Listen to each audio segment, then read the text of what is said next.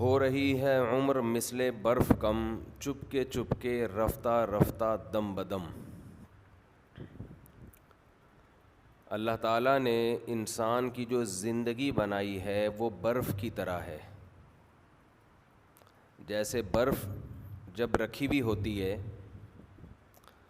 تو آہستہ آہستہ پگھل رہی ہوتی ہے، لیکن پگھلتے ہوئے محسوس نہیں ہوتی۔ قطرہ ٹپکے گا اس میں، یہ تو یقین ہوگا کہ پگھل رہی ہے، لیکن ایسا نہیں ہوگا کہ آپ کو برف نظر آئے کہ ایسے آہستہ آہستہ سمٹ رہی ہے، محسوس نہیں ہوتی، لیکن یقین ہوتا ہے کہ یہ بہرحال سمٹ رہی ہے، یقین یہ ہوتا ہے سب کو۔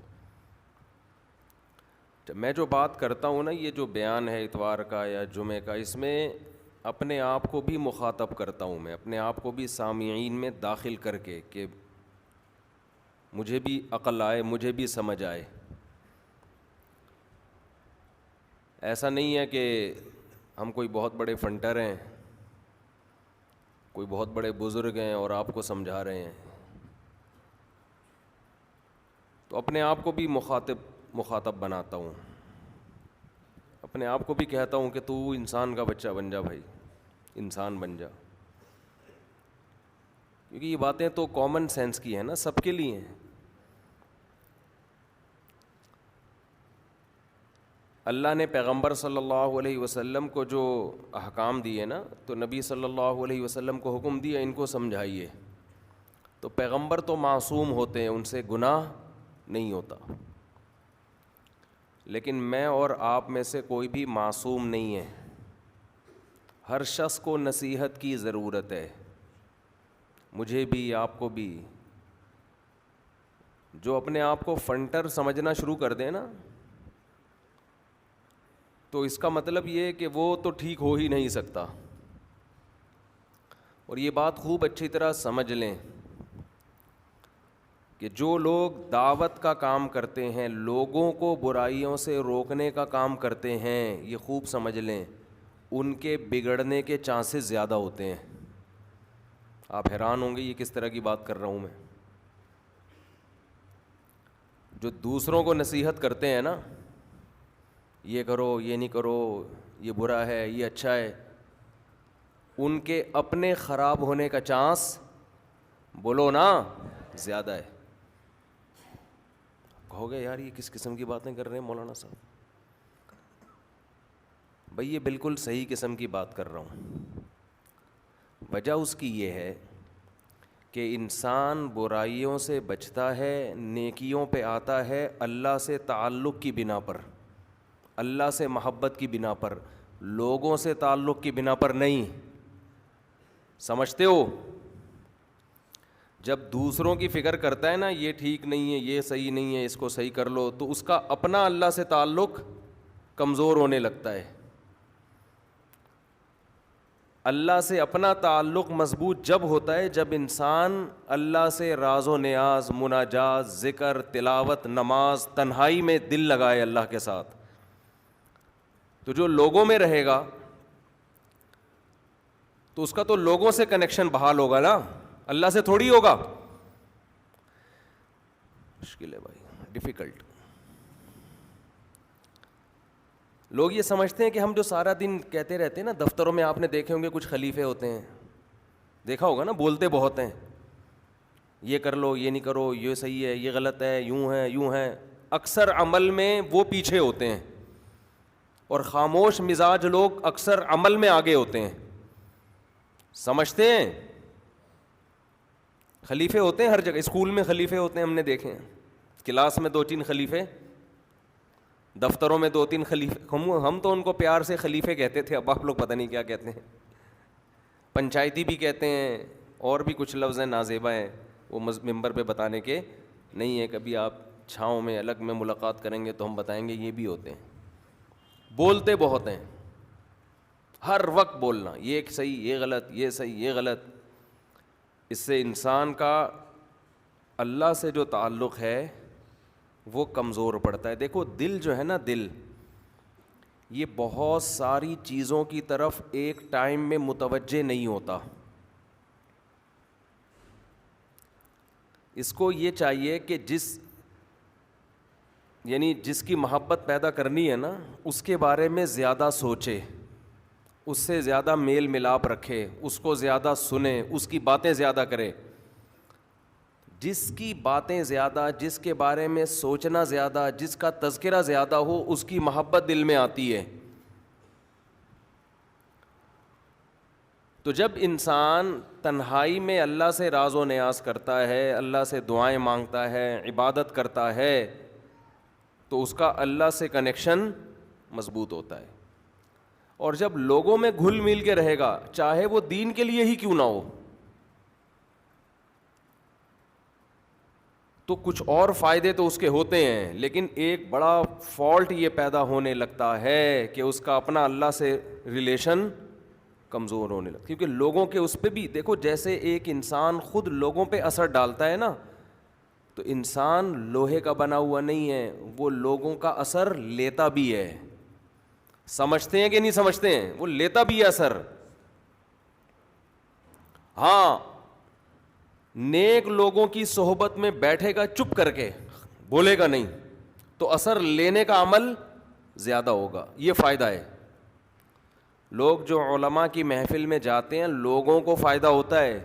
ان علماء کو جب فائدہ ہوتا ہے جب وہ اپنے سے بڑے لوگوں کی محفل میں بیٹھے ہیں. نہیں آ رہی بات میرا خیال ہے. دیکھو, تابعین صحابہ کی محفل میں بیٹھتے تھے تو ان کو فائدہ ہوا, لیکن صحابہ کو تابعین کے ساتھ بیٹھنے سے نہیں ہوا, صحابہ کو نبی کے ساتھ بیٹھنے سے فائدہ ہوا ہے. سمجھتے ہو کہ نہیں سمجھتے؟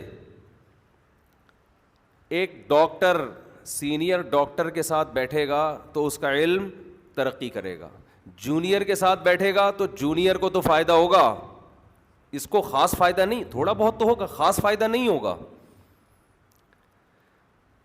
تو اللہ تعالیٰ کے ساتھ جس کا تعلق قوی ہوتا ہے, ہمارے حضرت ایک مثال دیا کرتے تھے اس کی, کہ کنویں سے جب پانی نکالا جائے نا, نکالتے رہو تو کیچڑ آنا شروع ہو جاتا ہے.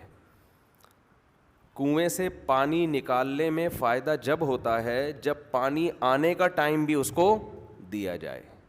اس میں پانی آئے گا پھر لوگ نکالیں.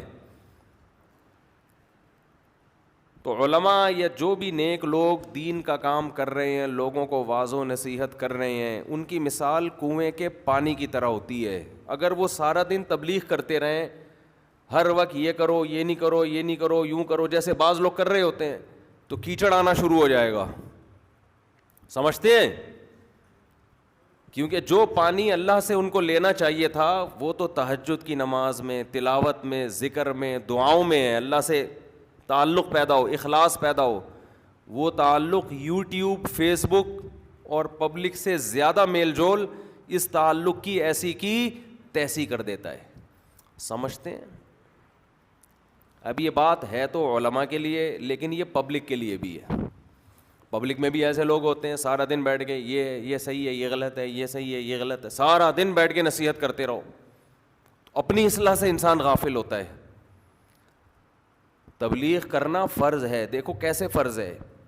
قرآن مجید میں اللہ نے رسول اللہ صلی اللہ علیہ وسلم سے متعدد مقامات پہ فرمایا کہ اذا فرغت فانصب وإلی ربک فارغب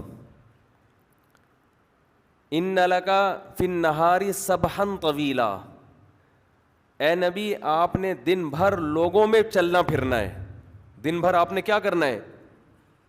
تو نبی جو دن بھر لوگوں میں چلا پھرا کرتے تھے وہ بزنس کے لیے, کاروبار کے لیے نہیں, وہ تبلیغ کے لیے, دین کی خدمت کے لیے, جہاد کے لیے. تو قرآن کہہ رہے چونکہ دن بھر آپ لوگوں میں مشغول رہتے ہیں, لہذا آپ کی زیادہ ذمہ داری ہے کہ فراغت میں فن سب اپنے آپ کو عبادت میں تھکائیے. سمجھ میں آ رہی ہے بات؟